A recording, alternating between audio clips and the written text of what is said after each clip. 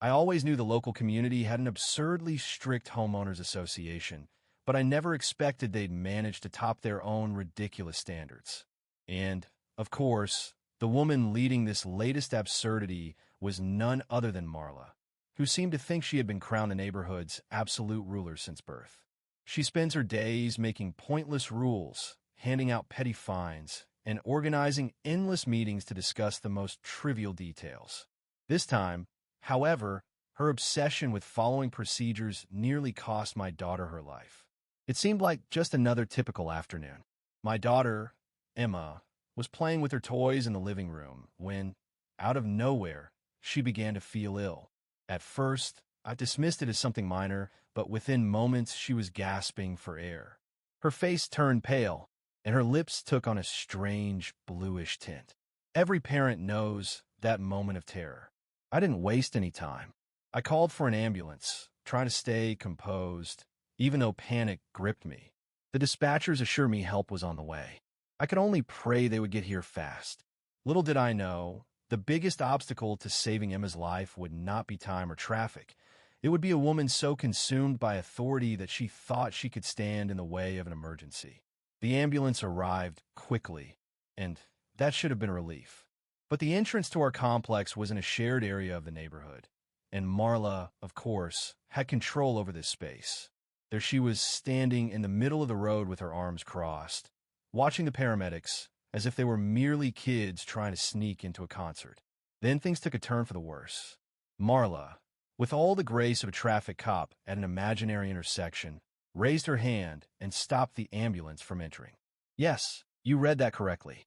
She stopped an ambulance, on its way to save a child's life. The driver, baffled, rolled down his window. One of the paramedics urgently explained that there was a medical emergency, and they needed to proceed immediately. But Marla, with a self-important glare, insisted that emergency vehicles required prior approval to enter the neighborhood. I could hear every word from my front door while my daughter struggled to breathe in the living room. My heart was racing. I rushed to the gate and screamed for them to help. But Marla just stood there, arms still folded, saying that if one exception was made, everyone would start abusing the system.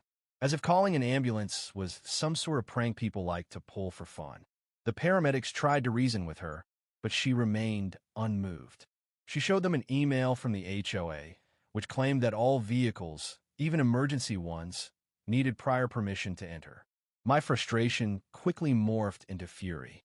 I wanted to grab this woman and shake some sense into her. Emma was gasping for air while this woman, entrenched in her nonsense, stood between us and the help we so desperately needed. And just when I thought it couldn't get any worse, she decided to make a call. Not to get help or reconsider, but to the complex's security team. That's when things truly spiraled out of control. If you had told me this scenario was possible, I would have laughed. Yet, there I was witnessing it firsthand. The paramedics were doing their best to remain calm, while Marla seemed to enjoy every second of her twisted sense of control. Soon, 2 security guards arrived on their electric cart, looking every bit like they were preparing to handle a major crisis. The guards, dressed in their uniform polos, made their way over, clearly more concerned with protocol than the life of a child. "Is everything all right here?" one of them asked, as though they were called to break up a petty argument rather than respond to a life-threatening emergency. I didn't even try to hide my desperation. My daughter is seriously ill, and this woman is stopping the ambulance from getting through. The guards exchanged looks, their faces full of hesitation. One of them turned to Marla, waiting for her approval before taking any action. Of course, she had already whipped out her phone, pointing to some bureaucratic nonsense about rules that even she knew were ridiculous. One guard sighed, tapping his radio like he was about to give an important command. "Look, sir, we understand this is urgent, but there's a protocol we need to follow." Protocol? A protocol that might cost my daughter's life? In that moment, I snapped. The helplessness was too much.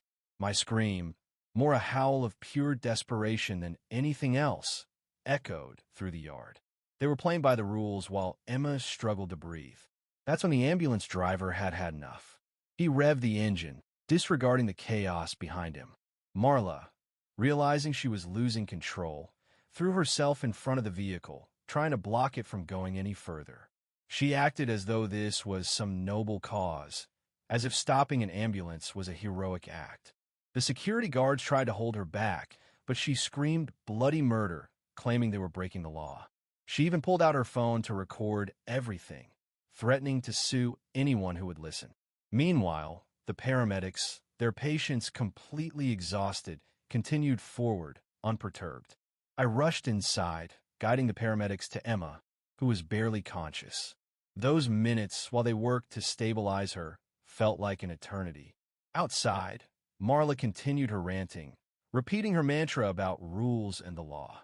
The security guard, still clinging to some warped sense of duty, suggested that maybe we should wait for further approval. But how could we wait when Emma was struggling for every breath? At that moment, it became painfully clear that some people live in a world completely detached from reality. The paramedics were ready to leave once Emma was stable.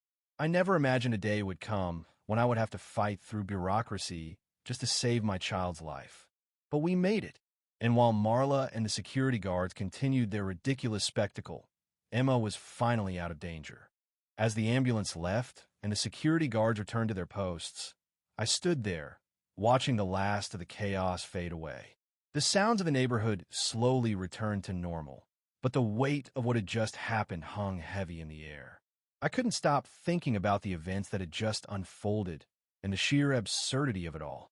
In that moment, I realized something deeply troubling.